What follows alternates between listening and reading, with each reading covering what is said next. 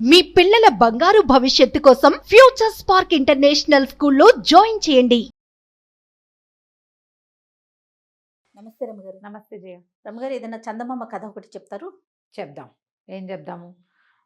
లంకిబిందెల కథ చెప్తాను జయ. ఓకే. అయితే లంకిబిందెలు బోల్డ్ అని చెప్పుకున్నాం మనం అబ్బా, నా కూతురికి భలే ఇంట్రెస్ట్ అండి. కదా. ఆ. నాకు కూడా లంకిబిందెలు అనగానే అవి ఎలా ఉంటాయి, అందులో ఏముంటాయి, చిన్నప్పుడు చాలా ఆలోచించేవాళ్ళు.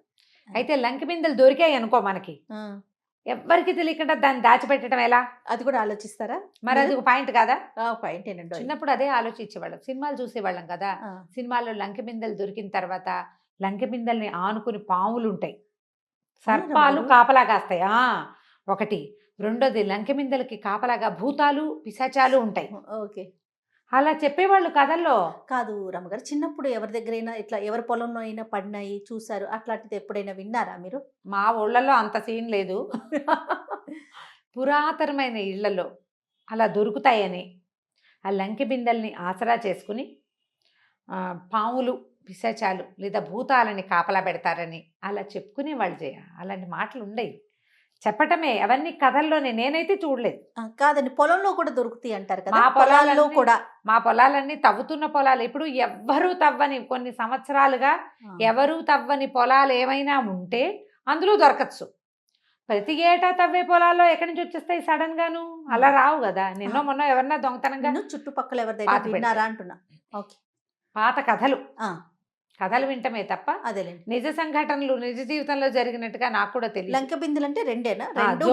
జోడు బిందెలు లంకె ఒకదానికొకటి కట్టేసి ఉంటాయని, గొలుసులతో ఉంటాయని, ఆ గొలుసులు కూడా వెండివేనని, తాడుతో కడితే తాడు కొన్నాళ్ళకి పాడైపోతుంది, నేలలో పెట్టేసాయి. అలా ఏమిటో పిచ్చి పిచ్చిగా వింటుండేవాళ్ళు చిన్నప్పుడు కథలు. మరీను ఇంకా ఇప్పుడు మేము విన్న కథలు చాలా, నేను ఇప్పటిదాకా చెప్పలేదు. మీరు విన్నావా? మరీ అభూత కల్పనలాగా ఉంటాయి కదా అని చెప్పట్లేదు. కొన్ని కథలు అయితే భలే విచిత్రమైన కథలు. ఇలా కూడా ఉంటుందా అనిపిస్తుందా? అప్పుడు మేము నమ్మేవాళ్ళం. ఇప్పుడు పిల్లలు ఎవరు నమ్ముతారు? నిజమేనండి. పెద్దవాళ్ళు కూడా ఏంటంటే పిచ్చి కథలు చెప్తున్నారని పోట్లాడతారు. కథని కథలాగా తీసుకోలేము, కష్టమే. ఏదో కొంచెం కాస్త జీవితానికి దగ్గరగా ఉండాలి. ఈ లంకబిందెల కథ ఒకటి చెప్పండి. పూర్వం అంటే ఒక పల్లెటూరులో ఒక రైతు ఉండేవాడు. ఈ రైతుకి పాపం అసలు ఏమీ లేదు, బాగా బక్క రైతు. అయితే ఆ ఊరి జమీందారు గారు వీడి మీద జాలిపడి బంజరు పొలాలు వాళ్ళకి చాలా ఉంటాయి కదా, ఏవో అసలు వాడనివి, అందులో ఒక అరెకరం చెక్కని ఈ రైతుకి ఇచ్చారు. ఇచ్చి, ఎవరైతే అవ్వుకుని నువ్వు దున్నుకొని పండించుకోరా, నాకేమి ఇవ్వద్దు, నువ్వు బతుకు అంతే.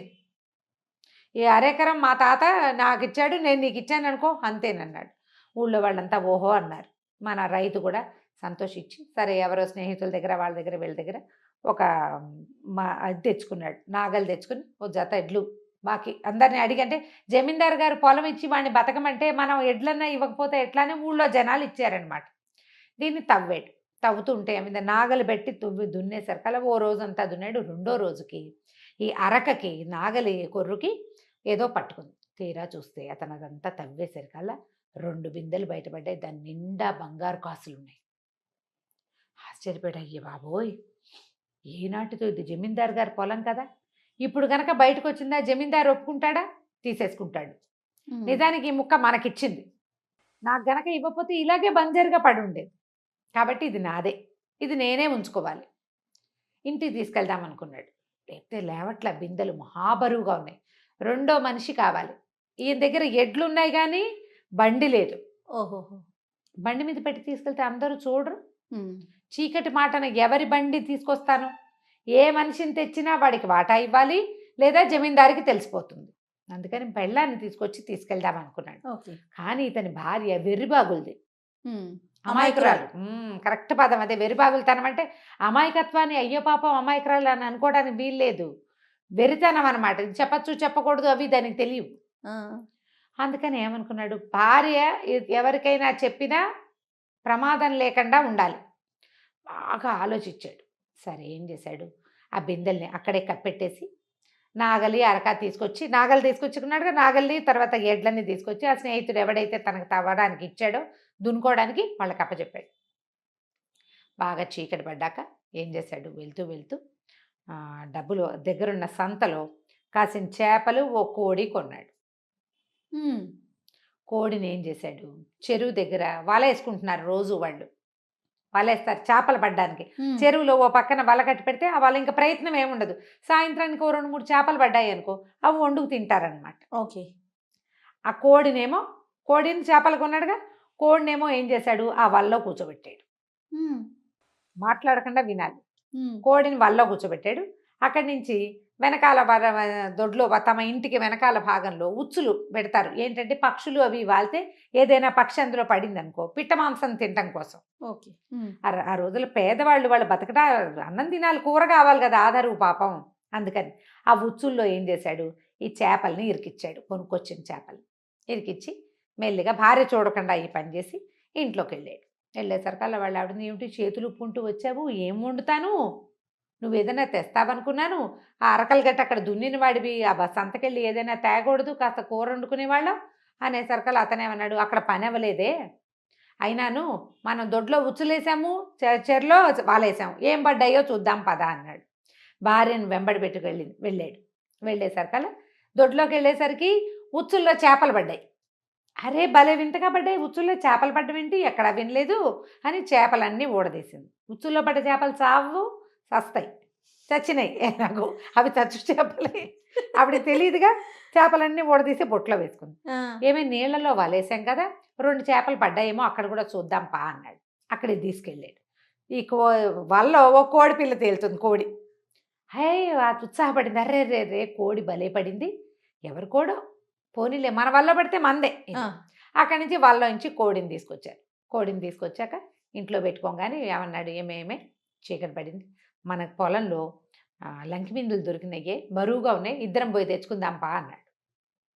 అనేసరికి సరే కోడి చేపలు ఇంట్లో పెట్టింది, భర్తతో కలిసి చీకట్లో బయలుదేరింది. రాత్రి అయిపోయింది, చుట్టుపక్కల ఎవరు లేరు, ఇద్దరు నడుచుకుంటూ పోయారు. ఇతను ఏం చేశాడు, సాయంత్రం అక్కడి నుంచి వచ్చేటప్పుడు, సంత నుంచి వచ్చేటప్పుడు ఓ కుండతో ఎర్రనీళ్ళు, ఓ చెట్టు మండ అక్కడ పెట్టాడు తమ పొలం దగ్గర. భార్య చీకట్లో నడుస్తోంది, వాళ్ళకి లాంతర్ సౌభాగ్యం కూడా లేదు, వాళ్ళ జీవితాలకి అలవాటుగా దారిని పోతున్నారు అంతే. ఆ చెట్టు మండ, వేప చెట్టు మండ అనే కుండలో ముంచి చిలకరిచ్చాడు. చిలకరిచ్చేసరికి జల్లుమని నీళ్లు పడ్డాయి. చెట్టు కొమ్మ చిలకరిస్తే నీళ్లు పడవు. ఆ కంగారు పడి, అయ్యో అయ్యో వానయ్యా, మబ్బులేని వాన ఇట్లా కురుస్తుంది ఏంటి, వాన వస్తుంది, ఎక్కడి నుంచో చినుకులు పడుతున్నాయని. చినుకులు కాదే, మబ్బులేని వాన, నెత్తుటి వాన, చూసుకో ఎర్రగా ఉన్నట్టుంది అన్నాడు. ఏం కనపడుతుంది, ఇంటికి వెళ్ళాక వెలుగులో చూసుకుంటానండి. ఎర్ర నీళ్ళు ఆరిపోయాక కూడా ఎర్రగానే ఉంటాయి. చిబొళ్ళంతా పడ్డాయి ఆ ఎర్ర నీళ్ళు. అక్కడి నుంచి వాన ఆగిపోయింది. ముందుకెళ్ళేసరికల్లా తమ పొలం వచ్చింది, జమీందార్ గారు ఇచ్చింది. సరే గుర్తుపెట్టాడు అక్కడ ఒక పుల్ల, ఆ పుల్లని తీశాడు. ఇద్దరు కలిసి చెరుకో బింద ఊడదీసి, గొలుసు ఊడదీసి చెరో బింద నెత్తిని పెట్టుకుని మోసుకొని తీసుకొచ్చారు. తీసుకొస్తుంటే ఏమైంది, దారిలో ఆవులు రాత్రి బ్రహ్మని మూలుగుతుంటే అమ్మాయింది, ఎవరై మూలుగుతున్నారు, ఏడుస్తున్నట్టు వినపడుతుంది, ఏమిటా శబ్దం అని. ఆవిడకి చీకట్లో తిరిగే అలవాటు లేదు, ఆడవాళ్ళు వెళ్ళరు కదా రాత్రిళ్ళు పొలాలకి. ఏమన్నాడు, అదిగా అదే మన జమీందారు లేడు, జమీందారిని దయ్యం పట్టుకుంది, దయ్యాలు ఎత్తుపోయినాయట, పాలేళ్ళు వాళ్ళంతా నౌకర్లు ఉంటారు కదా, వాళ్ళంతా ఏడుస్తున్నారే, వాళ్ళవే మూలుగులు అన్నాడు. జమీందారు గారిని దయ్యం ఎత్తుకుపోయింది అది అనగానే ఓహో సరేలే అనుకుంది. సరే ఇద్దరు వచ్చి వెనకాల ఏం చేశారు, ఎవరికి చెప్పకూడదే పిచ్చిబందా, దాచిపెడదాం, వీటిని బయట పెట్టుకోకూడదు అన్నాడు. ఇద్దరు కలిసి దొడ్లో ఓ చోట గొయ్యి తీశారు, ఈ బిందెలు 2 పాతి పెట్టారు. ఆవిడేం చేసింది, ఇంట్లోకి వెళ్ళి ఆ చేపల రుద్ది కూర వండింది, కోడిని రేపు వండుకుందానిలే, అన్నం ఉందిగా అంది. ఇద్దరు కలిసి అన్నాలు తినేశారు. అన్నం ఉంది, చేపల కూర వండుకున్నారు. ఆ కోడి ఎక్కడో పెట్టుకుంది. బతుకున్న కోడి ఏముంది, అది అటు ఇటు తిరుగుతుంది కదా, దానికి ఏదో 2 గింజలు వేసింది, ఓ బుట్ట కింద పెట్టింది, అన్నాలు తినేసాక పడుకుంది. ఇంత దూరం నడిచి వెళ్ళేసరికల్లా ఆవిడ కొళ్ళు తెలియలే. ఇతను ఏం చేశాడు, ఈయన మంచి ఉత్సాహం మీద ఉన్నాడు కదా, ఎక్కడైతే గొయ్యి తీసి పాతి పెట్టారో అక్కడ గుర్తుగా పుల్ల కూడా పెట్టుకున్నారు. ఆ పుల్లను అక్కడే ఉంచి ఆ బిందెలు 2 అక్కడి నుంచి తీసేసాడు అతను. ఇంకో చోట గొయ్యి తవ్వి నగల మొత్తం బంగారం, అందులో కాసులు ఉన్నాయిగా, కాసులు 2 ఓ గోతులో, బిందెలు 2 ఇంకో గోతులో పాతి పెట్టేశాడు. తను పాతిన వాటికి గుర్తులు పెట్టుకున్నాడు. సరే మర్నాడు తెల్లారింది, పనిలోకి వెళ్తాను నేను, చెరువుకి వెళ్తా, చేటకెళ్తా ఏదో చెప్పాడు. ఈవిడంది, ఏమయ్యా చీరలన్నీ కోకలన్నీ చెరిపోయినాయి, మరి 4 కాసులు ఇవ్వకూడదు, 4 చీరలు కొనుక్కుంటాను అంది. అనేసరికల్లా కాసులు ఏమిటి, ఏం కాసులు నీ మొహం అన్నాడు. కాసులు ఎక్కడివి, మనకి జమీందారు ఇచ్చిన పొలం దున్నుకుంటే అప్పుడు కదా మనకి డబ్బులు ఇచ్చేది అన్నాడు. అనేసరికల్లా ఆవిడ, అదేంటయ్యో ఈ రాత్రి మనమే కదా కాసుల బిందెలు తీసుకొచ్చి దొడ్లో పాతి పెట్టామంటే, నీ బోందా, నీ కాలు వచ్చినట్టుంది పిచ్చమొహం, ఏమీ లేదు అలాంటివి అన్నాడు. అనేసరికి ఈవిడ గుళ్ళు మండిపోయింది. రాత్రి ఆ వజాన అక్కడి నుంచి చీకట్లో మోసుకొస్తే అట్లా అంటావా అని ఆవిడ, ఏం మోసుకురావటమండి, మనం ఎక్కడికి వెళ్ళాం, చేపల కూర వండావు తిన్నాం అంతే అంటాడు. వాదన పెరిగింది, పోట్లాడుకున్నారు. ఆవిడ చేతిలో ఉన్న చట్టికుండా విసిరేసింది, ఆయన దొమ్మలాడుతూ లేచి వెళ్ళిపోయాడు పొలానికి. ఈవిడేం చేసింది, మొగుడిని నోటుకొచ్చిన తిట్లన్నీ తిట్టుకుని చచ్చినా డబ్బులున్నా కూడా నాకేం ఇవ్వనంటాడు, నగా నాణ్యం లేకపోతే పీడ వైరి, అన్ని డబ్బులు ఉంటే కోకలను కొనుక్కోవచ్చు కదా కనీసం అనుకుంది. సరే ఏం చేసింది, మంచినీళ్ళు బిందె పుచ్చుకుని మంచినీళ్ళు తెద్దామని చెరువు దగ్గరికి వెళ్ళింది, నూతి దగ్గరికి ఆ ఊళ్ళో ఉన్న ఓ భూషయ్య గారి పెళ్ళాం వచ్చింది.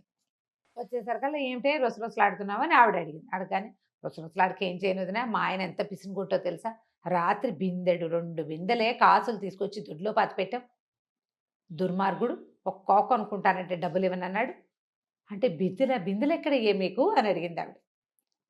అదేంటి, జమీందారు గారు ఇచ్చిన పొలంలో లంకి బిందెలు పడ్డాయి వదినా, రాత్రి మోసుకొచ్చాం మేమిద్దరం అన్నది. అనేసరికల్లా ఇంకేముంది, ఊరంతా వెళ్ళిపోదు, భూషయ్య గారు పెళ్ళాం ఊరుకుంటుంది, ఊరంతా చెప్పేసుకున్నారు. సాయంత్రం అయ్యేసరికల్లా జమీందారు గారు వచ్చేసారు. దుర్మార్గుడా, నేను నీకు పొలం ఇస్తే నా పొలంలో లంకి బిందెలు పడ్డాయంటే అవి నావి కదా, మా తాత ముత్తాతలు ఏనాడో దాచిపెట్టి ఉంటారు, బిందెలు తీ అన్నాడు.